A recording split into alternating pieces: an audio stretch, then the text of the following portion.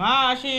মাকে বলেই বাড়ি থেকে বেরিয়ে পড়লাম। ও দাঁড়ান দাঁড়ান, প্রথম থেকে বলছি গল্পটা। সকালবেলায় আমার বন্ধু বিজন আমাকে ফোন করেছিল গঙ্গায় মাছ ধরতে যাওয়ার জন্য। আর বাঙালি মানেই বুঝতে পারছেন, মাছ ধরার নাম শুনলে আগে থেকে এক পায়ে রাজি। তাই তো বাজার থেকে টোটো ধরে কলেজের মোড়ে এসে নেমে হাঁটতে হাঁটতে চলে আসলাম বন্ধুর আশ্রমে। এটাই হচ্ছে বিজনের আশ্রম। সিঁড়ি দিয়ে উপরে এসে জুতো খোলা শেষ করতে না করতেই বন্ধুর দর্শন পেলাম। এই হচ্ছে বিজন, যার কথা এতক্ষণ বলছিলাম। আমাকে কিছুক্ষণ বসিয়ে রেখে সে তার মেকআপ শেষ করলো। তারপর সিঁড়ি বেয়ে দুজন নিচে নেমে এলাম। এখান থেকে আমরা যাব বিজনের বাইকে। আমাদের সঙ্গে আরো 4 জন আছে যারা আগে গিয়ে দাঁড়িয়ে আছে। বিজন বাইক বের করে ঘর লক করলো। তারপর দুজনে বাইকে করে বেরিয়ে পড়লাম। এখন আমরা ফার্স্টে যাব একটা বাড়িতে মাছের খাবার আনার জন্য। অবশেষে দুই বন্ধু আমাদের প্রথম গন্তব্যস্থানে চলে এলাম। বাইক থেকে নামতেই দেখি বাড়ির সামনে পটলের বাগান, আর তাতেই প্রচুর পরিমাণে পটল ধরেছে। বাড়ির সবুজতাকে অনুভব করতে করতে পিছনের দিকে আসতেই দেখি ড্রাগন ফলের বাগান, তাতেও প্রচুর ফুল এসছে।